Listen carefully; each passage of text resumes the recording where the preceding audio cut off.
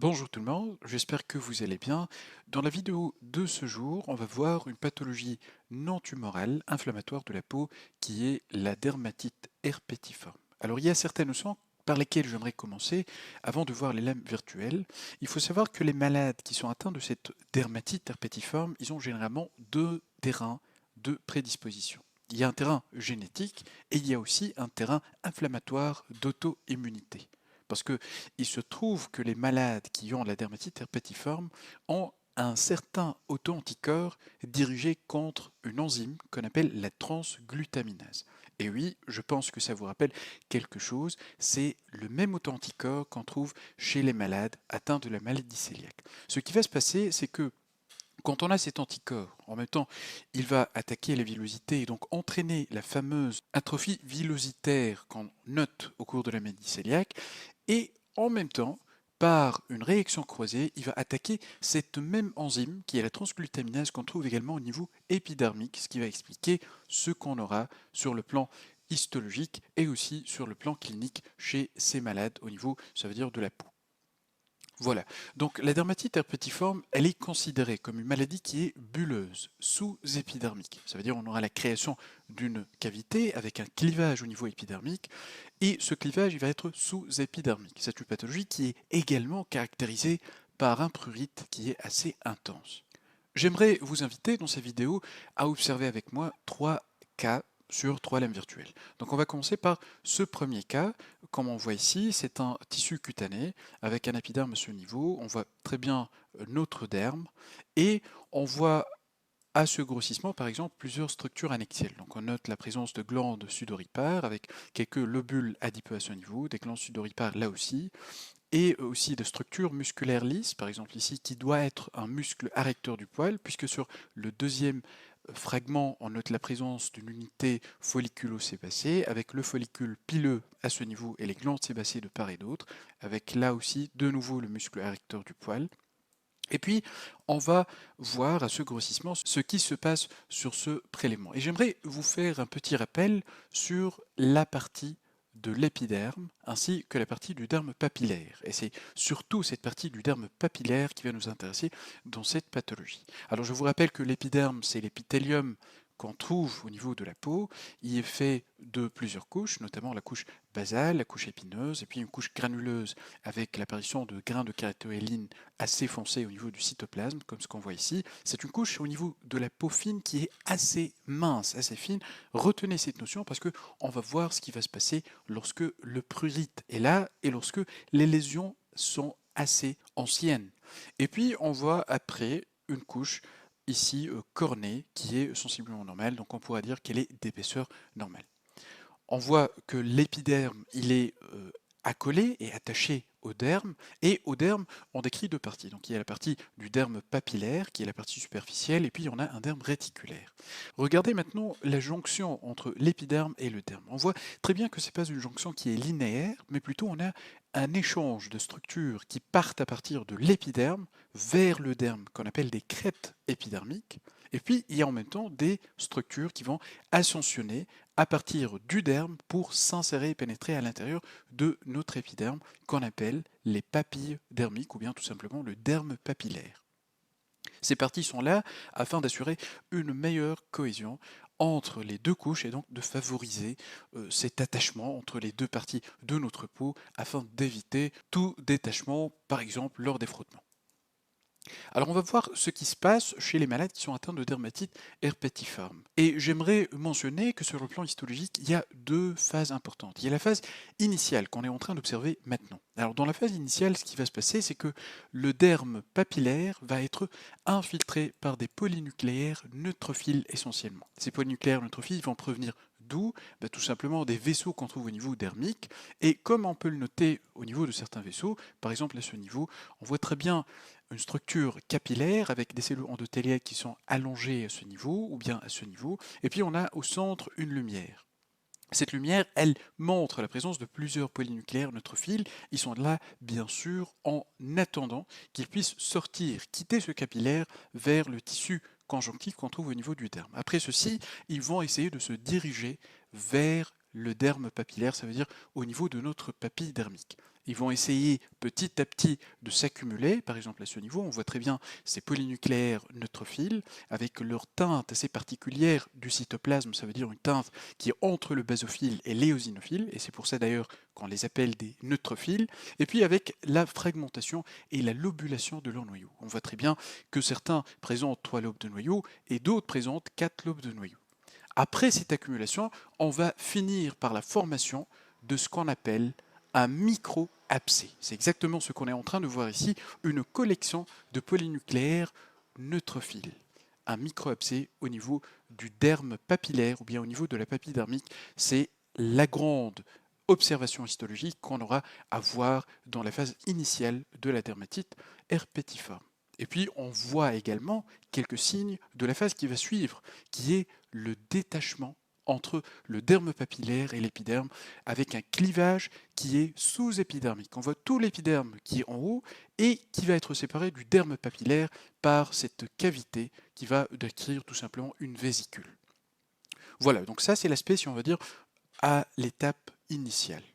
On va voir maintenant juste à côté le deuxième fragment. Il paraît qu'il montre ce phénomène, mais avec un degré qui est beaucoup plus important. On voit nettement cet abcès ici qui a augmenté de volume avec sa formation. Ça veut dire qu'il est constitué en polynucléaires neutrophiles, dont certains sont même altérés. On voit très bien des fragments de noyaux. Ça veut dire ces polynucléaires, après être morts, après être altérés, ils vont avoir des noyaux qui vont être fragmentés. C'est ce qu'on appelle la cariorexie. Il n'y a pas que les polynucléaires neutrophiles, mais également des polynucléaires éosinophiles, ainsi que d'autres cellules inflammatoires. Et là, on voit que la cavité, que notre clivage, il est beaucoup plus important, avec un espace qui est beaucoup plus évident. Et là aussi, ça veut dire à l'intérieur de cette cavité, à l'intérieur de cette vésicule qui a été créée, on a la présence de certaines cellules inflammatoires avec bien sûr une prédominance des polynucléaires neutrophiles. Alors en sous-jacent au niveau du derme, on voit aussi qu'il y a un infiltré inflammatoire situé essentiellement en périvasculaire, ça veut dire autour des vaisseaux, et qui est fait non pas uniquement des PNN, des polynucléaires neutrophiles, mais aussi des lymphocytes. Les petites cellules bien arrondies avec le rapport nucléocytoplasmique qui est bien élevé, ça veut dire que la cellule va montrer essentiellement son noyau avec très peu de cytoplasme. On va passer maintenant à un autre cas qui va représenter, comme vous pouvez l'imaginer, l'étape tardive de la pathologie. Alors on va agrandir maintenant pour voir. Donc on voit très bien la présence de 2 fragments cutanés. C'est en fait la même biopsie qui a été coupée en 2. Puis après l'étape de la technique, bien sûr la coloration et tout, on a pu regarder le résultat directement par un microscope. On va choisir par exemple le fragment qui est en haut, ce fragment, et puis on va agrandir juste un petit peu. On voit sur ce prélèvement différentes parties de notre peau, ça veut dire la couche de l'épiderme avec le derme à ce niveau, et puis on a un prélèvement qui est assez profond, qui a emporté également des lobules adipeux de notre hypoderme. On voit que l'hypoderme renferme des structures annexielles, notamment des glandes sudoripares, avec visibilité de leurs canaux qui sont les canaux sudorifères qui vont remonter vers le haut, ça veut dire vers la surface de la peau pour ramener avec eux la sueur qui a été synthétisée à ce niveau, au niveau des glandes sudoripares. Là aussi la même chose, c'est un exemple d'un canal sudorifère. Première remarque, si on observe cette peau, on aura directement l'impression qu'il s'agit d'une peau qui est de type épais, ça veut dire la peau qu'on trouve au niveau palmo-plantaire. Mais ce n'est pas le cas parce que le prélèvement a été réalisé en dehors de la peau palmo-plantaire. Ce qui se passe ici, c'est une acontose, ça veut dire un épaississement important de l'épiderme. On a également un épaississement important de la couche cornée, ce qu'on appellera une orthokératose, vu qu'on n'a pas une rétention de noyaux. Avec en même temps une hyperplasie de la couche granuleuse. Rappelez-vous du premier prélèvement qu'on avait observé, là où on avait une couche très fine de cellules granuleuses, là on voit très bien qu'ils ont augmenté d'épaisseur. Et on a une superposition de plusieurs couches de cellules granuleuses. En plus de ça, on a l'apparition d'une couche qu'on ne doit pas avoir au niveau de la peau fine, qui est cette couche assez éosinophile, d'aspect plus ou moins homogène, qui va être interposée entre la couche granuleuse et la couche cornée, et qu'on appelle le stratum lucidum. Alors ce stratum lucidum, on la voit uniquement au niveau de la peau palmo-plantaire. Si ceci Et là, ça veut dire l'acanthose, l'hyperplasie de la couche granuleuse, l'apparition du stratum lucidum ainsi que l'orthokératose, c'est des signes que le malade avait gratté et pendant longtemps cette zone qu'on avait biopsie. Et ceci est simplement dû à l'intensité du prurite qui accompagne des lésions de dermatite herpétiforme. En plus de ça, on voit que par rapport au premier cas qu'on avait observé, la création de vésicules et la présence de ce clivage, il est beaucoup plus manifeste au niveau de cet exemplaire. Donc on voit plusieurs cavités, plusieurs vésicules qui ont été créées, et puis en agrandissant, on découvre que juste à côté de ces régions qui montrent un clivage qui est de nature sous-épidermique, parce que tout l'épiderme, il reste en haut, séparé de cette cavité qui est ici, du plancher qui représente notre derme qui renferme encore quelques polynucléaires neutrophiles. Et juste à côté, on voit notre fameuse papille dermique qui renferme ce micro-abcès qui est fait essentiellement de polynucléaires neutrophiles. Au niveau de la cavité elle-même, on note la présence de polynucléaires neutrophiles avec certains filaments qui sont assez fins qui représentent de la fibrine. Donc voilà, donc c'est un exemple de dermatite herpétiforme avec un stade un peu avancé par rapport à ce qu'on a vu au début, avec la création de ces fameuses vésicules, avec le clivage qui est sous-épidermique, et en adjacent à ces vésicules, on avait les micro-abcès. On avait remarqué au niveau de cette peau qu'il y avait des lésions qui sont secondaires au grattage, une transformation carrément de notre peau en une peau qui rappelle un peu l'aspect d'une peau palmo-plantaire. Voilà, donc on passe maintenant au dernier exemple. C'est un cas qui récapitule un peu ce qu'on a vu pour les deux et qui montre un peu une cavité, un clivage sous-épidermique qui est un peu mieux visible, comme vous le voyez ici. Donc on voit un espace assez évident qui est notre vésicule et qui est sous-épidermique parce qu'on voit très bien que l'épiderme il est en haut, on ne voit pas de cellules acantholytiques à ce niveau et le plancher il est fait de notre derme avec la présence de plusieurs cellules inflammatoires. On voit un aspect qui est assez polymorphe, ça veut dire on a à la fois des polynucléaires neutrophiles, on a aussi des polynucléaires éosinophiles, des éléments lymphoïdes.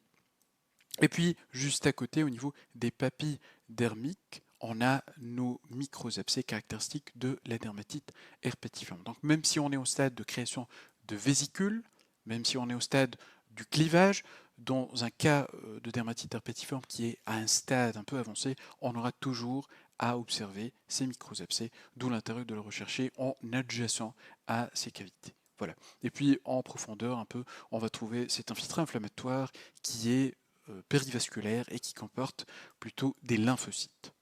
Voilà.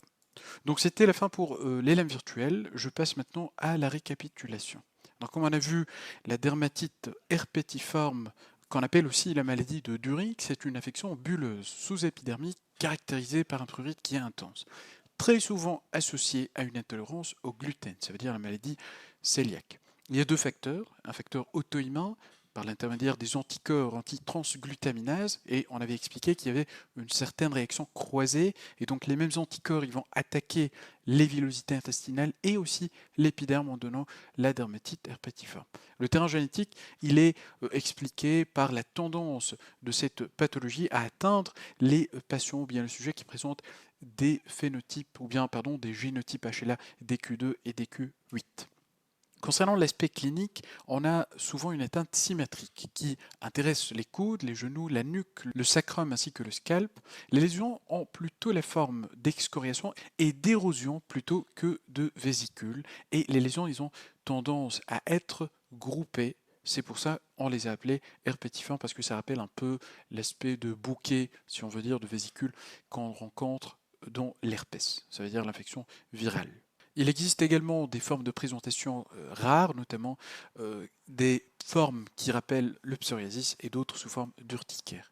Sur le plan microscopique, on a vu que la phase initiale était caractérisée essentiellement par la présence de micro-abcès, formés surtout de polynucléaires neutrophiles au niveau des papilles dermiques. Et puis après, à la phase tardive, on aura l'apparition du clivage sous-épidermique avec de nombreux polynucléaires neutrophiles.